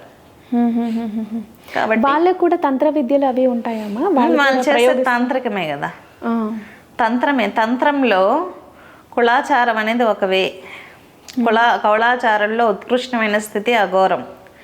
కాపాళిక సాంప్రదాయం ఉంది, నాగసాధువు అనేది ఒక స్టేజ్, దక్షిణాచారం అనేది ఒకటి, వామాచారం అనేది ఒకటి, 27 కౌళ సాంప్రదాయాలు ఉన్నాయి. ఒక్కొక్కరు ఒక్కొక్క స్థితి, రకరకాల గురు పరంపరలు, కొన్ని వందల వేల సాధనలు ఎన్నో ఉన్నాయి. కాబట్టి వాళ్ళు ఏ గురు పరంపరకు సంబంధించిన వాళ్ళ గురువు ఎవరో దాన్ని బట్టి వాళ్ళ గురువుకి సంబంధించి వాళ్ళ శిష్యులు పాటించుకుంటూ వెళ్తారు. ఇప్పుడు ఆమె ట్రాఫిక్ జామ్ చేయడం కావచ్చు, బయట ఏదైనా ధర్మ కార్యక్రమాలు చేయడం కావచ్చు. ఇప్పుడు ఆమె ధర్మం కోసం నేను పోరాడుతున్నాను అని చెప్తుంది. మరి వాళ్ళ గురువు చెప్పుంటారు, గురువు చెప్తేనే అలా చేస్తారు, సొంత నిర్ణయాలు తీసుకోరు. వాళ్ళు ఇప్పుడు దీక్షలలో ఉన్నారు కదా, వాళ్ళ గురువుని అనుసరించి ఆమె వెళ్తుంది ముందుకి. ఓకే, దాన్ని మనం డిసైడ్ చేయలేం కదా అమ్మ. మామూలుగా ఆలయాలకు వెళ్ళినప్పుడు ఇందాక కూడా నేను ఒక అనుమానం వ్యక్తం చేశాను. సో ఎలాంటి నియమాలు పాటించాలి అసలు ఆలయాలకి వెళ్ళి వచ్చే ముందు? ఏ ఆలయంలో ఎలాంటి నియమాలు? శైవాలయానికి వెళ్ళినప్పుడు ఎలాగా, ఇందాక మీరు చెప్పినట్టు విష్ణుమూర్తి ఆలయానికి వెళ్ళినప్పుడు ఏ విధంగా, ఎలాంటి నియమాలు పాటించి వెళ్ళి రావాలి? మన హిందూ ధర్మంలో ఏ దేవాలయాల్లోనైనా, పెద్ద దేవాలయాల్లో అన్ని దేవతా మూర్తులు ఉంటారు. తిరుమల తీసుకున్నట్లయితే తిరుమల మూలంలో స్వామివారు లక్ష్మీ సమేతంగా ఉన్నప్పుడు క్షేత్రపాలకుడుగా కపిలేశ్వర స్వామి, కపిల తీర్థం స్వామివారు ఉన్నారు కింద, గంగమ్మ వ్యాఘ్రకాళి పాలకురాలాగా ఉంది. కాబట్టి ఏ క్షేత్రానికి వెళ్ళినా మూలంలో ఒక దేవత ఉంటే ఇంకో దేవత క్షేత్రాన్ని రక్షిస్తూ ఉంటుంది. సర్వదేవతలు సిద్ధాలయాల్లో ఉంటారు, దాదాపు 33 కోట్ల మంది దేవతలు. ఇప్పుడు శివలింగాన్ని తీసుకున్నట్లయితే దాంట్లో విష్ణువు కూడా ఉన్నట్లే. 33 కోట్ల మంది దేవతలు శివలింగంలో ఉంటారు. అమ్మవారి దేవాలయాల్లో శ్రీచక్రం ఉంటుంది. తిరుమలలో శ్రీచక్రం ఉంది. మరి 33 కోట్ల మంది దేవతలు శ్రీచక్రంలో ఉన్నట్టే కదా. ఓకే. ఆదిశంకరాచార్యుల వారు ప్రతి శక్తిపీఠంలోనూ శ్రీచక్రాన్ని ప్రతిష్టాపన చేశారు. కాబట్టి అన్ని దేవాలయాల్లో అందరు దేవతలు ఉన్నట్టే. కాబట్టి ఏ దేవాలయానికి వెళ్ళినప్పుడైనా ప్రశాంతంగా ఉండాలి. మన దేవాలయాల్లో సిస్టమ్ ఏంటంటే మనం కామ్గా కూల్గా వెళ్ళి టెంపుల్లో కూర్చుంటే చాలు, కొండల్ని ఆటోమేటిక్గా మూలాధారం నుంచి సహస్రార చక్రానికి వెళ్ళిపోతుంది. ఎందుకు వెళ్తుంది అంటే అక్కడ ఉన్నటువంటి దేవాలయ ప్రతిష్ట యొక్క గొప్పతనం. మన ఋషులు సైంటిస్టులాగా కట్టారు టెంపుల్ని. ధ్వజస్తంభ నిర్మాణం కావచ్చు, మూల విరాట్ కావచ్చు, అష్టమాతృకలు కావచ్చు. మనం ఏం చేయాల్సిన పని లేదు. టెంపుల్లోకి వెళ్ళి అలా కళ్ళు మూసుకొని కూర్చుంటే చాలు, అన్నీ కనిపిస్తాయి.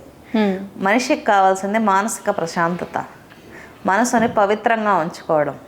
ఈ 2 నియమాలు ఉంటే చాలు, ఏది పట్టించుకోకుండా మన దేవాలయాల్లో ఎక్కడ కూర్చున్నా కూడా శక్తి ఆటోమేటిక్గా పెరిగిపోతుంది.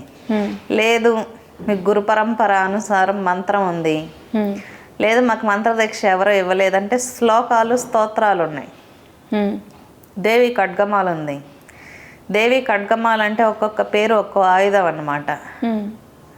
గట్టిగా చేశారంటే మీ శత్రువులు, అంతర్గత శత్రువులు, బహిర్గత శత్రువులు అందరూ ఎగిరిపోతారు. ఏ ఆలయంలోనైనా దేవి ఖడ్గమాల పారాయణం చేశారంటే ఏం లేదు, ఇంకా అసలు వాళ్ళకి శత్రువులు అనే వాళ్ళే ఉండరు. లలితా సహస్రనామాలు చేస్తే ఏకంగా వాళ్ళే అమ్మవారు అయిపోతారు. ఏ స్త్రీ లలితా సహస్రనామాలు చేస్తుందో ఆ స్త్రీ ఏకంగా అమ్మవారే అయిపోతుంది. ఇంకక్కడ నెక్స్ట్ క్వశ్చన్ లేదు, మంత్రం కూడా అవసరం లేదు. లలితా సహస్రనామంలో ఖాళీ గోటి నుంచి శక్తి స్టార్ట్ అయ్యి బిందువు దాకా వెళ్తుందన్నమాట.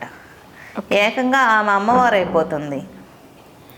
కాబట్టి మన యోగులు ఋషులు ఎన్నో సాధనలు ఇచ్చారు, లక్షల రకాల సాధనలలో. హ్యాపీగా అందరూ అన్నీ చేసుకోవచ్చు. ఓకే.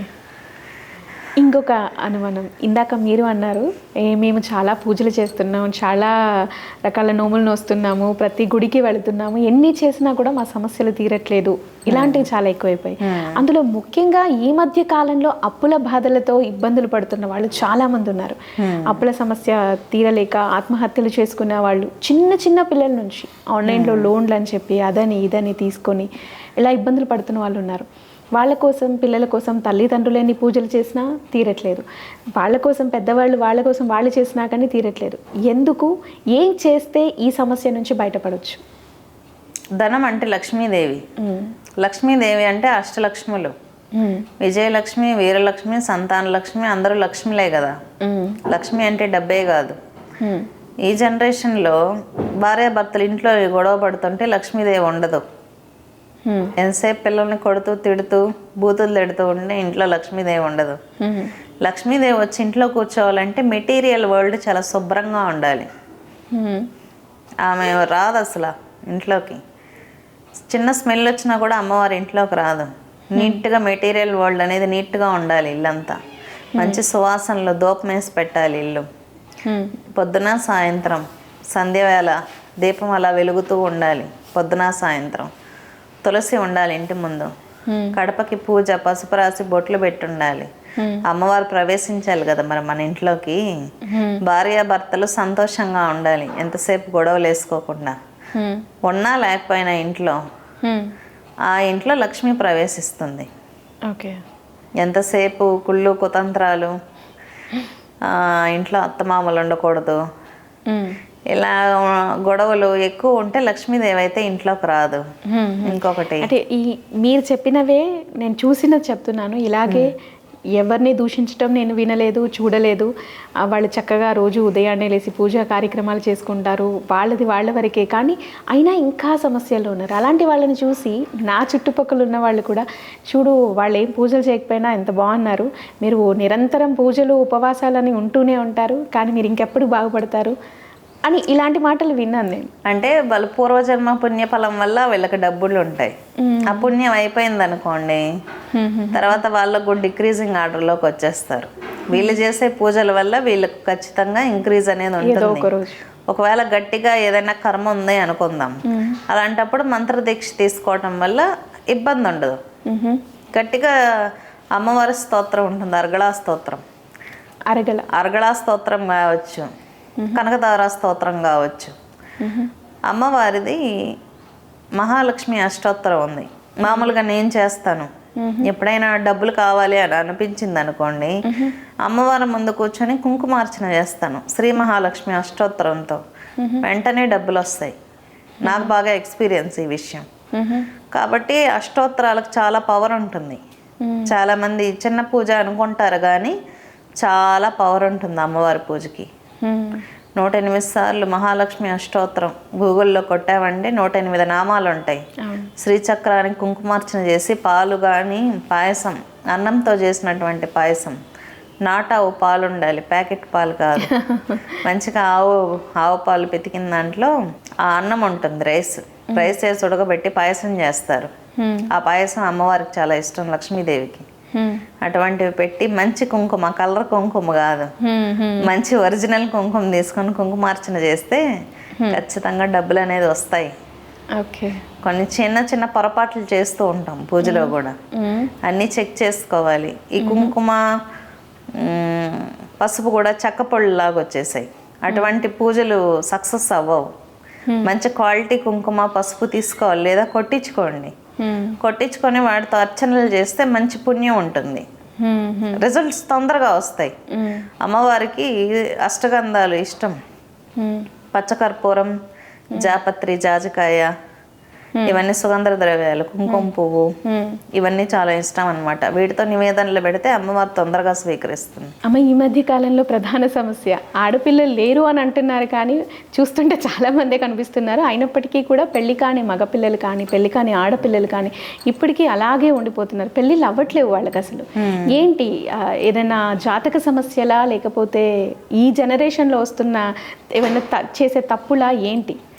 ఈ జనరేషన్లో ఏంటంటే అమ్మ, చాలామంది పెళ్ళిళ్ళు చేసుకోవడాలు, విడిపోవటాలు, కోర్టు కేసులు, ఈ 490 ఇటువంటివన్నీ అనుభవించి ఇంక ఇవన్నీ మాకొద్దు, సింగిల్గా ఉండిపోతాం అనే మెంటల్ స్టేట్లోకి చాలామంది వచ్చేసారు. ఎందుకంటే ఆడపిల్లలు ఉద్యోగాలు చేస్తున్నారు, మగపిల్లలు ఉద్యోగాలు చేస్తున్నారు. ఆడపిల్లల ఉద్దేశం ఏంటంటే మేము సంపాదిస్తున్నాం కదా, పెళ్లి చేసుకొని కుటుంబ బాధ్యతలు మోయాలి ఎందుకు అని ఆడపిల్లలు. మగపిల్లలు ఇంకా పెళ్ళిళ్ళు చేసుకుంటే సాంసారిక బాధలు ఉంటాయని వీళ్ళు, ఇలాగే ప్రశాంతత ఉంటుందని కుటుంబ జీవితాల నుంచి దూరంగా ఉంటున్నారనమాట. కానీ ఇదంత మంచిది కాదు. ప్రతి ఒక్కరూ కుటుంబ జీవితంలో అడుగు పెట్టాలి.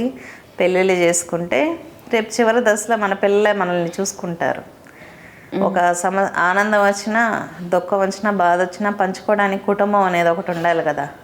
మనం రేపు ఏదైనా బాధ వచ్చింది పంచుకోవడానికి ఒక మనిషి ఉండాలి. సంతోషం వచ్చినప్పుడు గడపడానికి మనకు పిల్లలు ఉండాలి. కుటుంబ వ్యవస్థ మీద మంచి అభిప్రాయాలు అనేది పోవటం వల్ల యువత అనేది పెళ్ళిళ్ళు చేసుకోవటం లేదు. కానీ ఇంట్లో వాళ్ళు తల్లిదండ్రులు రియలైజ్ చేసి తొందరగా వివాహాలు చేయడం అనేది చాలా ఉత్తమమైనటువంటి ప్రక్రియ. కొంతమంది చేసుకోవాలి అనే ఆలోచన ఉన్నప్పటికీ కూడా కుదరక ఆలస్యం అవుతూ వస్తూ ఉంటుంది. అప్పుడు స్త్రీలు మంగళగౌరి వ్రతాన్ని ఆచరించాలి. మంగళగౌరి వ్రతాన్ని కానీ లక్ష్మీదేవిని కానీ ఆరాధించినప్పుడు తొందరగా వివాహం అవుతుంది. పురుషులు కూడా ఏ దేవతైనా ఆరాధించవచ్చు. ఏదైనా దేవతని గట్టిగా 41 రోజులు దీక్ష చేసుకుంటే వాళ్ళకి తగిన కోడలు వాళ్ళ ఇంటికి వస్తుంది అన్నమాట. ఉపాసనా బలం అనేది ఎప్పుడు లాగుతుంది ఖచ్చితంగా. కానీ వీళ్ళకి నమ్మకం లేక చేయరు, దేవుడికే వేస్తారనమాట అన్నీ. నువ్వు నిజంగా దేవుడుగా ఉంటే నాకు పెళ్లి కుదిరిపోవాలని. అలా కాదు, భక్తితో శరణాగతితో దేవత దగ్గరికి వెళ్ళినప్పుడు ఖచ్చితంగా పెళ్ళిళ్ళు అవుతాయి. ఇక ఈ మధ్యకాలంలో సంతాన సమస్యలు కూడా, అసలు న్యాచురల్ ప్రెగ్నెన్సీ అనేది ఎక్కడా కనిపించట్లేదు. అడుగున IVF సెంటర్స్ ఎక్కడ చూసినా అవే ఉంటున్నాయి. సో ఏంటి, ఎందుకు ఈ సమస్య? పురుషులు ఎక్కువ ఏంటంటే అమ్మ PCOD సమస్యలు ఆడవాళ్ళకి. పురుషుల్లో ఏంటంటే సామర్థ్యం తగ్గిపోవడం, అంటే వీళ్ళు ఆల్కహాలిక్ అవ్వడం వల్ల, ఎక్కువ సిగరెట్స్కి, బయట భోజనాలకు అలవాటు పడిపోవడం వల్ల వీళ్ళకి సామర్థ్యం తగ్గిపోతుంది. కాబట్టి ఇక్కడ ప్రత్యుత్పత్తి వ్యవస్థ అనేది క్షీణించిపోతుంది కాబట్టి సంతాన సమస్యలు అనేది ఎదురవుతున్నాయి. ఆరోగ్యకరమైన వాతావరణం కుటుంబ వ్యవస్థల్లో ఉంటూ ఇంట్లో అమ్మ పెట్టిన భోజనం తింటూ ఉంటే ఖచ్చితంగా ఈ సమస్యలు ఏవి ఉండవు. కుటుంబ విలువలు, కుటుంబ వ్యవస్థ, ఫ్యామిలీలు అనేది విలువలన్నీ క్షీణించిపోవటం వల్లే ఈరోజు ఈ పరిస్థితులు ఎంత దూరం వచ్చాయి. అందుకే తల్లిదండ్రులతో కలిసి ఉండాలి. ఉద్యోగం చేసేటప్పుడు కూడా అమ్మ నీట్గా భోజనం వండి పెడుతుంది కదా, హెల్దీగా ఉంటారు. ఇప్పుడు బయట మీరు డైలీ న్యూస్లలో చూస్తున్నారు, బిర్యానీలు తిని చనిపోతున్నారని, షవర్మాలు తిని చనిపోతున్నారని మీరు ఈ మధ్య మీడియాలో చూస్తున్నారు కదా. కాబట్టి ఒక ఫుడ్ అనేది మనిషి ప్రాణం తీస్తుందంటే ప్రత్యుత్పత్తి వ్యవస్థను ఎందుకు నాశనం చేయదు. కాబట్టి ఇంట్లో అమ్మలు వండే భోజనం తినండి, అమ్మలకు ఒక విలువ ఇవ్వండి, భార్యలు పెట్టే భోజనం తినండి. కుటుంబ వ్యవస్థల్లో ఉంటే ఈ సమస్యలు ఏవి రావు. ఇలాంటి అంటే ఈ సమస్య లేకుండా ఉన్నవాళ్ళు మీరు అన్నట్టుగా ఆ పద్ధతులు పాటిస్తున్న వాళ్ళకి కూడా ఒకవేళ ఉంటే అప్పుడు దేవతను ఆశ్రయించాలి. మెడికల్గా కూడా వెళ్ళొచ్చు. దేవతలుగా నాగదేవతలు, ఓకే, రావి చెట్టు వేప చెట్టు కలిసి ఉన్న చోట ప్రదక్షిణాలు చేయడం కానీ, నాగదేవతల ఆలయానికి, సుబ్రహ్మణ్య ఆలయాలను సందర్శించడం ద్వారా వాళ్ళ సంతానం అనేది కలగడం అనేది ఖచ్చితంగా జరుగుతుంది. మగ ఆడ ఎవరైనా సరే. అమ్మ, నేను విన్న ప్రకారము ఆడపిల్ల పీరియడ్స్లో ఉన్నప్పుడు గుళ్ళకి గోపురాలకి వెళ్ళకూడదు అంటారు. కానీ కొంతమంది చెప్పేది ఏంటంటే స్త్రీ శక్తులు ఎవరైతే ఉంటారో అమ్మవార్ల గుళ్ళకి వెళ్ళొచ్చు అని అంటారు. కొంతమంది 3rd డే స్నానం చేసుకొని తల స్నానం ఆచరించి వెళ్ళొచ్చు అని కూడా చెప్తూ ఉంటారు. అసలు వెళ్ళొచ్చా, వెళ్ళకూడదా, ఏంటి? ఇంతకు ముందు ఏంటంటే అమ్మ, పీరియడ్స్ ఆడవాళ్ళకి వచ్చినప్పుడు టేక్ కేర్ చేసుకునేటివి కొన్ని లేవు అప్పట్లో. బట్టలు కూడా అంత ఎక్కువగా ప్రొడక్షన్ లేదు. కాబట్టి వాళ్ళు ఒక ప్రైవేట్ ప్లేస్లో ఉండి, ఒక ఏరియాలో ఉండి వాళ్ళ జాగ్రత్తలు వాళ్ళు తీసుకోమని చెప్పేవాళ్ళు. ఎందుకంటే అప్పుడు అన్ని ప్రికాషన్స్ లేవు ఆడవాళ్ళకి. ఇప్పుడు అప్డేట్ అయిన తర్వాత ఉద్యోగాలు చేయగలుగుతున్నారు. ఎందుకంటే మన క్లాత్ ప్రొడక్షన్ ఎక్కువైంది, ప్రికాషన్స్ తీసుకోవడం ఎక్కువైంది, ప్రొటెక్టివ్గా బయటకు వెళ్ళి జాబ్ చేసి ఇంటికి వస్తున్నాం. దేవాలయ అప్పుడు ఇంతకు పూర్వం మెడికల్ కూడా అంత డెవలప్ అవ్వలేదు. ఏదైనా అంటే పీరియడ్స్ టైంలో బ్లీడ్ అయినప్పుడు ఏంటంటే మనకు ఏదైనా డిసీజెస్ ఫామ్ అవ్వచ్చు. కాబట్టి వాళ్ళని కొన్ని జాగ్రత్తలు తీసుకొని ఒక ఏరియాకి పరిమితం చేశారు. ఇప్పుడు ఏంటంటే మనం అన్ని ప్రికాషన్స్ తీసుకుంటున్నాం. కాబట్టి ఇప్పుడు బయటికి వెళ్ళి జాబ్ చేసుకోవటాలు, ఇంట్లో అన్నీ చేసుకోవటాలు చేస్తున్నాం. దేవాలయాల విషయానికి వచ్చినప్పుడు పూర్వం దేవాలయాలు సందర్శించాలంటే మనం ఎలా వెళ్తే వాళ్ళం? ఎడ్ల బండ్ల మీద నడుచుకుంటూ. మరి ఆ టైంలో పీరియడ్స్లో ఎలా వెళ్తారమ్మా? కష్టం కదా. ఆ టైంలో ఆడవాళ్ళకి స్టమక్ పెయిన్ ఉంటుంది. అందుకని పూర్వం వెళ్ళొద్దు అన్నారు. ఇప్పుడు ఏంటంటే పీరియడ్స్ టైంలో మనకు ధ్వజస్తంభ నిర్మాణం అనేది ఎలా ఉంటుంది? వెళ్ళి టెంపుల్లో కూర్చోగానే మూలాధారం నుంచి సహస్రార చక్రానికి శక్తి అనేది వెళ్తుంది. పీరియడ్స్లో ఉన్నప్పుడు బ్లీడింగ్ అనేది కిందకు ఫ్లో అవుతుంది కదా. మరి బ్లీడింగ్ మనకు ఫ్లో అయ్యేటప్పుడు టెంపుల్స్కి వెళ్తే ఊర్ధ్వానికి శక్తి వెళ్తుంటే స్టమక్ పెయిన్స్ వస్తాయి లేడీస్కి. ఓకే, కాబట్టి పీరియడ్స్లో గుడికి వెళ్ళకూడదు అనే నియమాన్ని పెట్టారు. అంతేగాని ఆడవాళ్ళు తక్కువ చేయాలనో ఆడవాళ్ళు గుడికి వెళ్ళకూడదనే కాదు. సహజంగానే ఇరిటేషను, కోపము, అన్బ్యాలెన్స్నెస్ ఉంటుంది ఆ టైంలో ఆడవాళ్ళకి. మనసు కేంద్రీకరించలేరు 5-6 సెకండ్ల కంటే మించి. మరి మనసే కేంద్రీకరించలేనప్పుడు టెంపుల్కి వెళ్ళడం ఎందుకు? అందుకు పీరియడ్స్లో దేవాలయ సందర్శనం వెళ్ళొద్దు అనేది. ఎందుకంటే దేవాలయాల్లో ఉన్నటువంటి సిస్టమ్ అంతా శక్తిని పైకి తీసుకోవడం లాగే ఉంటుంది. ఓకే, పీరియడ్స్లో టెంపుల్కి వెళ్ళినప్పుడు శక్తి అలా పైకి వెళ్తే స్టమక్ పెయిన్ ఎక్కువగా వచ్చేస్తుంది లేడీస్కి. కాబట్టి వెళ్ళకుండా ఇంట్లో ఉండడమే ఉత్తమం. అంటే ధ్వజస్తంభాలు లేని ఆలయాలకి, అంటే మన గ్రామ దేవతలు అలాంటి చోటికి వెళ్ళొచ్చు? అసలు వెళ్ళాల్సిన అవసరం ఏముంది ఆ టైంలో?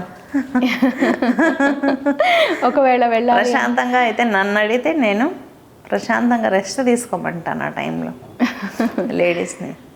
ఎందుకంటే మంత్ర సాధన చేసేటప్పుడు తంత్రం ప్రకారం ఆ టైంలో భోజనం కూడా వండద్దు అంటారు. ఎందుకంటే మనలో ఉన్న ప్రకృతి అనేది శుద్ధమవుతూ ఉంటుంది.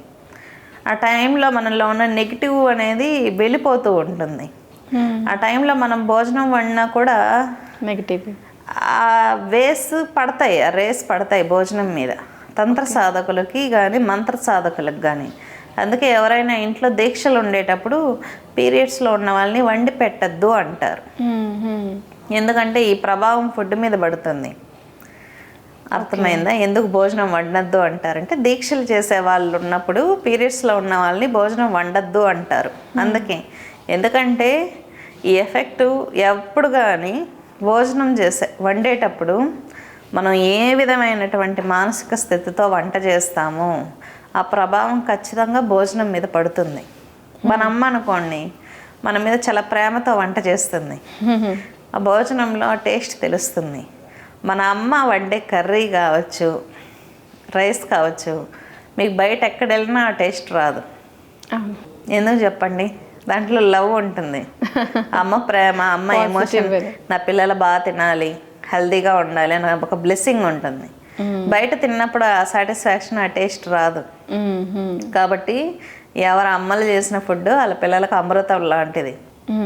అందుకే దీక్షలలో ఉండేటప్పుడు వేరే వాళ్ళ ఇళ్ళల్లో భోజనం ఎందుకు చేయరు అంటే వాళ్ళు ఉన్నటువంటి మెంటాలిటీస్, ఆ ప్రభావం అన్నీ మన మంత్రశక్తి మీద పడిపోతుంది. ఓకే, ఇంకా అంటే ఇందులోనే ఒక చివరి అనుమానం. నాకు తెలిసిన నా ప్రాంత వాసులో మేడారం సమ్మక్క సారలమ్మ ఆలయం ఉంటుంది. అక్కడ 2 సంవత్సరాలకు ఒకసారి పూజలు అవి అమ్మవారిని తీసుకొచ్చి మరి ప్రత్యేక పూజలు అవి చేస్తూ ఉంటారు. ఆ సమయంలో నేను 1-2 సార్లు ప్రత్యేకంగా ఆ 2-3 రోజుల్లోనే వెళ్ళిన సందర్భంలో గమనించాను. అక్కడ చాలామంది ఈ క్లాత్స్ అన్ని అట్లా అడ్డంగా పడేసి కనిపించాయి. అంటే అలాంటి వాళ్ళు కూడా అప్పుడు ఆ టైంకి అక్కడికి వచ్చారు అనేది నాకు అర్థమైంది. అంటే అలా వెళ్ళొచ్చా? అంటే అది వాళ్ళ పర్సనల్ ఒపీనియన్, మనం చెప్పలేం కదా. ఓకే, పలానా వాళ్ళు పలానా వాళ్ళ దగ్గరికి వెళ్ళారంటే వాళ్ళు ఏ ఆలోచనతో వెళ్ళారో మనం చెప్పలేము అని. కానీ నేనైతే ఆడవాళ్ళు ప్రశాంతంగా నెలలో 5 రోజులు ఉన్నప్పుడు ప్రశాంతంగా రెస్ట్ తీసుకోండి అనే చెప్తాను. ఎలాగో డైలీ పనులు చేస్తాం, 5 రోజులు రెస్ట్ తీసుకోవడం మంచిది. ఓకే, అయితే అమ్మా చాలా చాలా సంతోషం. మాకున్నటువంటి అనేక ధర్మ సందేహాలని మీరు నివృత్తి చేసినందుకు ధన్యవాదాలు.